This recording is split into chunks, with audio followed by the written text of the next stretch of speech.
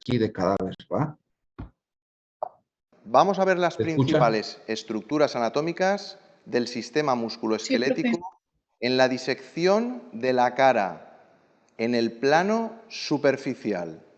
En un próximo vídeo veremos el plano más profundo de la musculatura de la masticación. Vayan anotando. Como siempre, en primer lugar, vamos a marcar las líneas de corte a nivel de la piel. Retiraremos la misma y a continuación comenzaremos la explicación. En el caso de la disección de la cara, las líneas de corte, como veis, van a seguir la línea del borde inferior de la mandíbula prácticamente hasta la parte posterior del pabellón auricular, detrás del pabellón auricular y continuaremos hacia la zona de la línea media a nivel de la unión de los dos huesos parietales. Para poder retirar la piel hacia la línea media, procederemos también a hacer unas incisiones que rodeen, como veis, el orificio bucal, el orificio nasal y el orificio ocular. ¿De acuerdo? De esta manera procedemos a levantar la piel y a dejarla, como veis, sujeta a lo largo de una línea que sigue la línea media. Como prácticamente teníamos ya disecada la parte del cuello, solo con esta línea que hemos hecho siguiendo el borde de la mandíbula, prácticamente, como veis, podemos también retirar la piel de la región del cuello, de manera que tengamos una mejor visión a la hora de la explicación. Como veis, en este vídeo vamos a tener unos elementos nerviosos muy importantes, muy finos, y para una mejor visualización de los mismos hemos colocado unos pequeños papelitos de colores que nos faciliten su identificación. Esto nos va a permitir centrarnos o comenzar nuestra explicación precisamente con estos elementos nerviosos. La mayoría de ellos, que veis que tienen debajo un papelito de color verde, corresponderán a ramas del nervio facial, que va a ser el nervio que prácticamente en la totalidad de los músculos que vamos a describir se encargará de la inervación motora.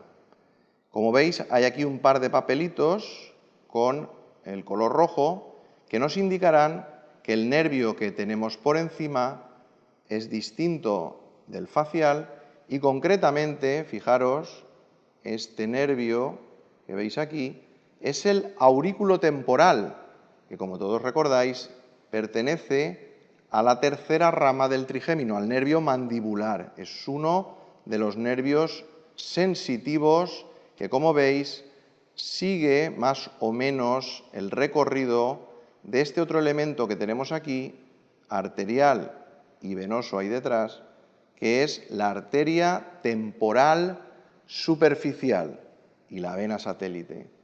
El nervio auriculotemporal, fijaros cómo va a confluir más o menos con esta arteria. Aquí vemos otra pequeña rama arterial procedente de la bifurcación de la arteria temporal superficial en una rama frontal, de la que falta la mayor parte, y la rama parietal, que es la que vemos de mayor calibre en esta disección. Como veis, los elementos correspondientes al nervio facial, con los papelitos verdes por debajo, se extienden a lo largo de toda la superficie de la cara y prácticamente todos ellos los vemos salir delante por el borde más anterior de este elemento que obviamente aquí luego explicaremos, hemos procedido a seccionar para ver el recorrido completo del nervio facial, pero este elemento que vemos aquí justo delante del orificio auditivo externo, que nos va a quedar justo a este nivel, aquí estaba el pabellón auditivo, y que corresponde a la glándula parótida, la más grande de nuestras glándulas salivares. Justo todas estas ramas motoras del nervio facial atraviesan la glándula parótida y las vemos aparecer, por tanto, por el borde anterior de la misma. Estas ramas, aquí vemos estas que serían ramas temporales, aquí vemos ramas que serían ramas cigomáticas, que se dirigen a la zona, como veis ahí, del arco cigomático. Estas de aquí, fijaros que se dirigen hacia la comisura de la boca, serían ramas bucales, fijaros, como las tenemos por aquí, cómo salen del borde anterior, fijaros, de la parótida, ¿de acuerdo? Finalmente, aquí tenéis otra rama que continúa el borde inferior de la mandíbula y precisamente por ello se la denomina rama marginal de la mandíbula. También, como veis, rama del nervio facial. Como podéis observar, y aunque no corresponde al sistema musculoesquelético, del borde anterior de la glándula parótida vemos aparecer un elemento mucho más grueso de lo que serían las arterias habitualmente a este nivel, o muchísimo más, como veis, de los nervios de las ramas del nervio facial, que corresponde al conducto parotídeo o conducto de Stenón, el conducto de excreción de la glándula parótida. Como os digo, estas ramas del... A ver, espérenme, porque creo que me equivoqué de video. Abrí dos, pero... Ah,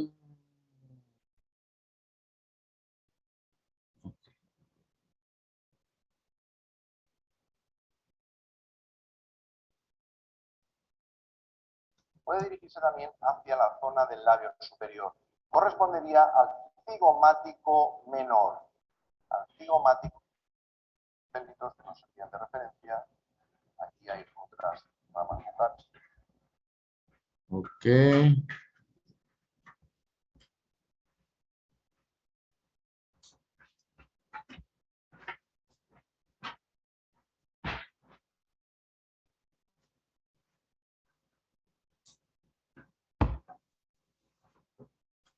Bien, ya lo adelanté.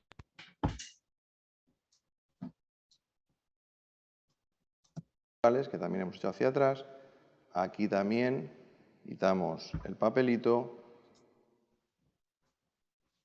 Ramas cigomáticas, también. Aquí más ramas cigomáticas del facial. Y por último aquí veis la rama temporal de ese nervio facial. Ahora nos queda mucho más despejado y aparte del músculo risorio, vamos a dejar ahí, luego lo retiraremos, vemos también este otro músculo, fijaros, también viene de la comisura de la boca y se dirige hacia la zona correspondiente, como hemos dicho, al arco cigomático. Se trata del músculo cigomático mayor. Cigomático mayor. A veces, por encima del mismo, fijaros, vemos una parte que parece corresponder a la zona más externa del orbicular de los ojos, que sería todo este de aquí, y que veis que está un poquito separado del mismo y que a veces, como os digo, puede, en esta zona que hemos limpiado ya no se ve tanto, puede dirigirse también hacia la zona del labio superior. Correspondería al cigomático menor. Al cigomático menor. Incluso a veces pueden unirse las fibras en la parte de la inserción próxima ya a la boca. Cigomático mayor, cigomático menor. Como hemos dicho, este de aquí, ancho, como veis, corresponde al músculo orbicular de los ojos, o a veces en algunos libros de los párpados. También tiene parte de sus fibras por debajo, como veis, de los párpados, en este caso el párpado inferior, ¿de acuerdo? También estaría por la parte superior, tanto en la parte orbitaria como palpebral, y en este caso estaría también cubierto en parte por otro músculo bastante delgado, bastante vestigial, que sería el músculo frontal. Fijaros, aquí vemos cómo las fibras pues van hacia el cráneo, hacia la parte, recorriendo todo el frontal. Este músculo perderá las pocas fibras que vemos que tiene en la zona parietal, ahí quedará tan solo lo que se llama la galea aponeurótica o aponeurosis epicraneal, y posteriormente en la zona occipital vuelven a aparecer habitualmente pequeñas fibras musculares en lo que sería un músculo occipital, ya en la región del occipucio. ¿De acuerdo? Aquí vemos el músculo frontal. En la parte superior del globo ocular, del ojo, en la hendidura palpebral, observamos, ven, retirando los restos del frontal que veíamos antes, la parte superior del orbicular de los ojos, o también llamado orbicular de los párpados. Fijaros cómo si hacemos una ventanita en este orbicular aparece un músculo más profundo, forma triangular, que sería el denominado corrugador superciliar o corrugador de la ceja. Aquí lo tenemos. Y un poquito más medial, formando parte, según la mayoría de autores, del propio orbicular de los ojos, en esta parte superior y medial, aparecen unas fibras verticales, fijaros aquí, que corresponderían al músculo depresor superciliar o depresor de la ceja. ¿De acuerdo? La mayoría de autores, como os digo, las consideran parte del propio orbicular, pero otros autores lo identifican y lo rotulan como un músculo independiente. ¿De acuerdo? Por tanto, el corrugador estaría por debajo del orbicular, que debería taparlo. Aquí le hemos hecho una ventana para que lo veáis, que prácticamente se habían quedado las fibras aquí arriba, y el orbicular con este depresor superciliar. Por acabar en esta zona, fijaros cómo en la línea media, aquí, vemos también un músculo, fijaros, que arranca prácticamente de la raíz de la nariz y se dirige también al espacio interciliar. Es el músculo denominado prócer, prócero según algunas castellanizaciones, prócer, en la nómina o en la nomenclatura, mejor dicho, más clásica de nuestra escuela, también se le denominaba piramidal de la nariz, pero bueno, vosotros lo debéis conocer como prócer, ¿de acuerdo? Y que, como veis, estaría situado desde la raíz de la nariz hasta la zona interciliar, entre las cejas. Sobre el dorso de la nariz vamos a observar también un pequeño músculo que la verdad es que habitualmente, fijaros, pues es bastante atrófico. Aquí se puede diferenciar bien sobre el cartílago nasal como, pues bueno, hay una zona pues de color un poco más marrón que corresponde a la porción transversa del músculo nasal. Este músculo nasal tendría otra porción alar que rodearía el orificio de la nariz, pero que normalmente nunca conseguimos observar en las disecciones macroscópicas, pero sí esta porción transversa del músculo nasal, cubriendo, como veis, las paredes laterales del dorso de la nariz, a nivel de los cartílagos nasales, ¿de acuerdo? Ahí lo tenéis, el músculo nasal, porción transversa, ¿de acuerdo?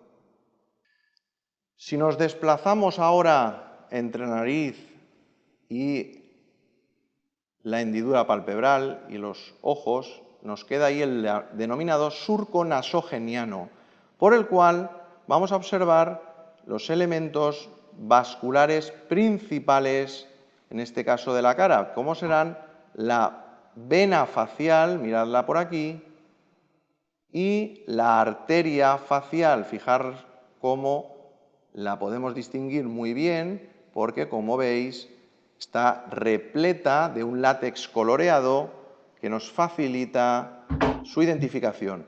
Lo cierto es que luego el látex, fijaros, por aquí se pierde y cuesta identificarla porque, ¿veis? Aquí la hemos seccionado, entonces me permite moverla para que os sea sencillo localizarla, es mucho más estrecha y ya se dirige hacia el surco nasogeniano, en donde, fijaros, pues prácticamente nos cuesta apreciarla. Ahí la tenéis, por ahí también, ¿la veis?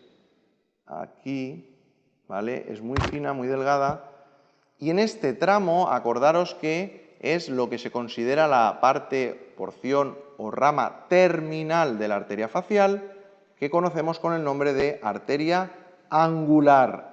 Y arteria angular que acabará anastomosándose con la arteria dorsal de la nariz, que es la considerada rama terminal de la arteria oftálmica. Y todo eso ocurre ya en la zona más medial de la hendidura palpebral, ¿de acuerdo? En ese inicio o parte más superior de ese surco nasogeniano.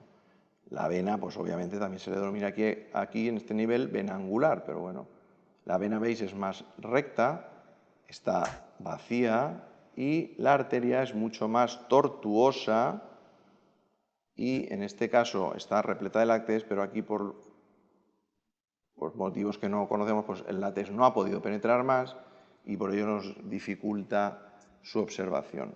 Los vasos, por tanto, faciales, arteria y la vena, ¿de acuerdo? Los músculos que teníamos en ese surco nasogeniano, pues van a ser, en primer lugar, este músculo más vertical, longitudinal, que arranca, como veis, desde el inicio, la parte más superior de ese surco nasogeniano, un trayecto que va ocultando a veces a la propia arteria angular, esa rama terminal de la facial, y que cuando llega a la zona del ala de la nariz, como veis aquí, va a tener unas fibras que terminarán sobre el cartílago de ese ala de la nariz, pero que el resto continuará hacia el labio superior. Es el músculo denominado músculo elevador del labio superior y del ala de la nariz. ¿Lo veis ahí? Justo un poquito más hacia abajo y hacia afuera, vemos este músculo, lo voy a coger aquí con las pinzas, es el músculo que prácticamente desde el borde inferior, el reborde inferior de la órbita, se dirige hacia el labio superior en este trayecto. Es un músculo, como veis también, bastante superficial, prácticamente por encima pues vemos que le pasa la vena angular o facial convirtiéndose en angular, aquí estaría la arteria facial y por tanto es este músculo de aquí. Es el músculo elevador del labio superior, músculo elevador del labio superior. Esto nos permite observar cómo justo en este labio superior vemos unas fibras claramente circulares en la parte superior del orificio bucal, es decir, en el labio superior, que corresponden a la parte superior del orbicular de la boca, ¿de acuerdo? Y fijaros cómo aquí parece como una especie de escalón, hay dos planos, este más superficial que hemos visto antes, ocupado por el elevador del labio superior, y este otro, desinsertando un poquito el elevador del labio superior y llevándonos también la arteria facial, que como hemos dicho antes estaba seccionada, vemos este otro músculo, fijaros, que viene prácticamente desde la comisura de la boca y se dirige hacia la cara anterior del maxilar, justo por debajo del orificio infraorbitario. Este músculo estaría justo en el borde inferior del reborde orbitario, por tanto por encima del orificio infraorbitario, mientras que el otro estaría por debajo. Por tanto, entre ambos músculos, el elevador del ángulo de la boca y el elevador del labio superior, queda un espacio por donde nos aparecen, fijaros, los vasos, fijaros que aquí la arteria se ve llena de látex, y los nervios, fijaros ahí el nervio, infraorbitarios. ¿De acuerdo? Estos son los elementos anatómicos que van a atravesar ese orificio infraorbitario que os he comentado que se encuentra entre ambas inserciones del elevador del ángulo de la boca y elevador del labio superior. Si seguimos descendiendo, podemos apreciar cómo justo debajo del cigomático mayor hemos dejado unos restos a modo de ejemplo de grasa que corresponden a la clásicamente denominada bola adiposa de Bichat. ¿De acuerdo? Fijaros cómo está debajo del cigomático mayor y debajo del conducto de Stenón o conducto parotídeo. Conducto parotídeo que nos sirve como referencia para localizar el siguiente músculo. Fijaros, el músculo parte prácticamente desde la zona de la comisura, pero es mucho más profundo que los anteriores y forma o constituye el denominado músculo bucinador, que como veis es atravesado, de ahí que sirva de elemento de referencia, por el conducto de Stenón para que pueda llegar la saliva al interior de la cavidad bucal, porque el músculo bucinador se encarga de formar la pared lateral de la cavidad oral o bucal. Otro elemento que veremos cuando hagamos la disección de la cara profunda y de la musculatura de la masticación, que también atraviesa el músculo bucinador, será el nervio bucal, que no debéis confundir como nervio motor del bucinador, porque el nervio bucal es un nervio sensitivo y porque, como estamos viendo, el bucinador es un músculo inervado por el nervio facial. ¿De acuerdo? Pues prácticamente vamos a retirar el risorio hacia la zona del labio superior, que ya hemos visto los principales elementos. Aquí vamos a ver un músculo claramente, un músculo grande, fijaros quito elementos de ramas motoras del facial, músculo que pertenece a la disección de la musculatura masticadora, pero que lo tenemos aquí bastante en superficie, es el músculo masetero.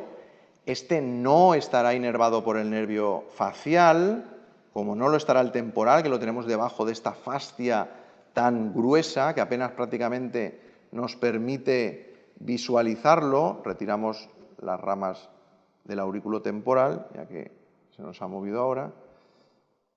Pues esos músculos, temporal, masetero, los pterigoideos, que están en profundidad, cuando quitemos la mandíbula los podremos ver, son músculos inervados por ramas motoras del nervio mandibular o tercera rama del trigémino. ¿De acuerdo?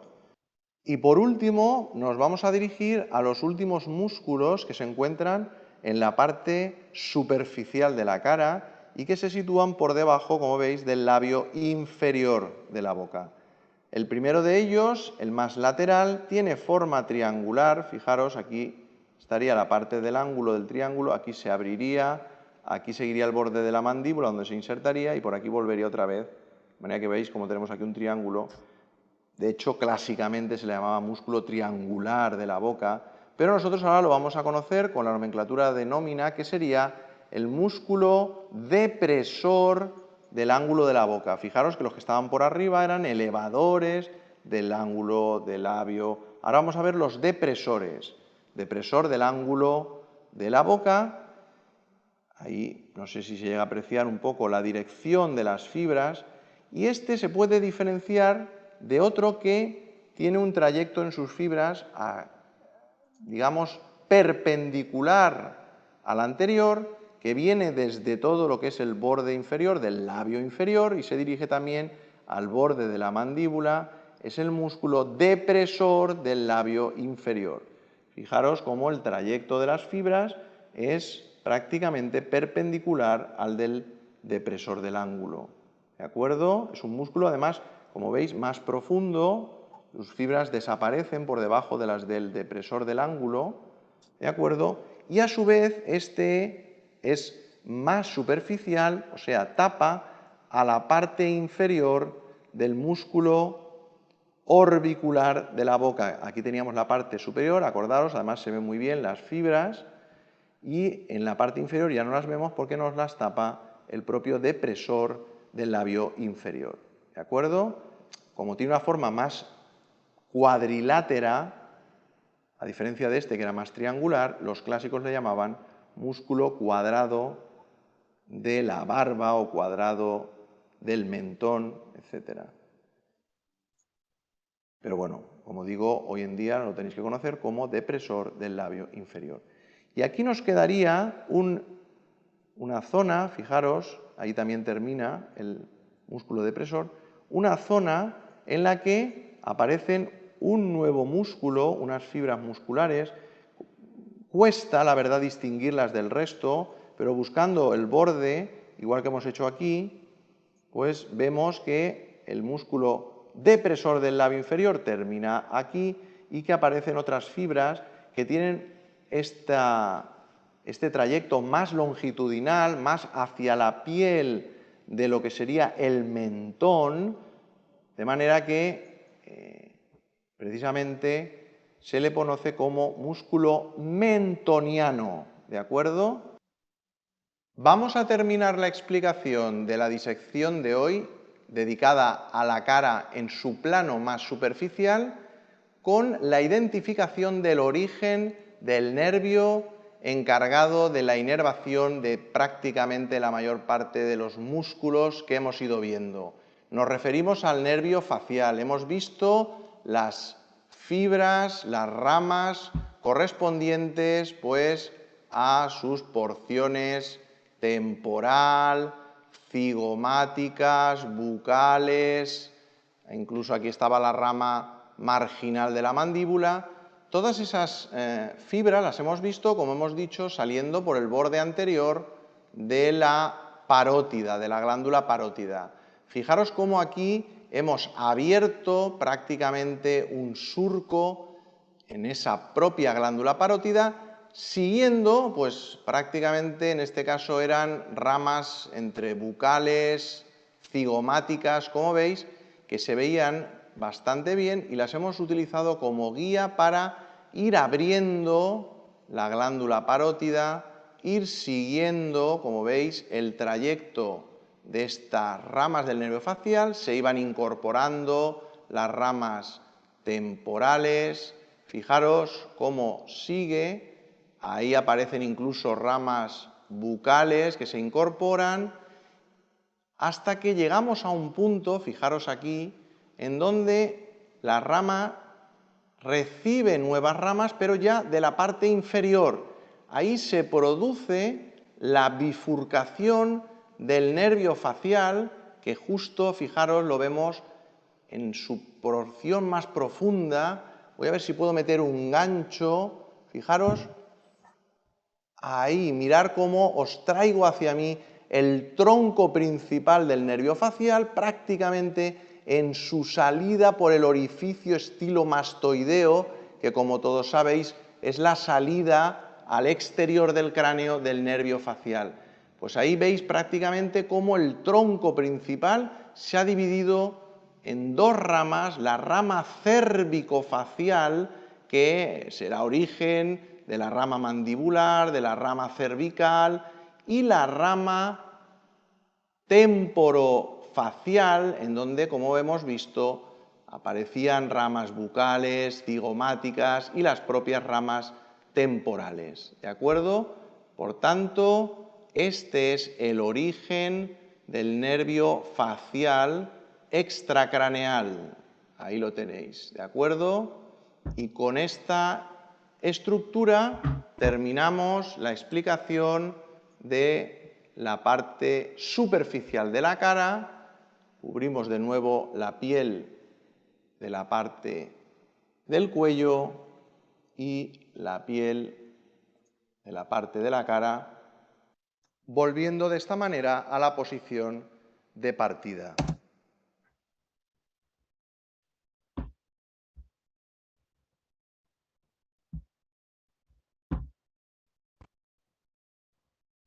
Ok. Denme un segundo nada más para servir un vasito con agua.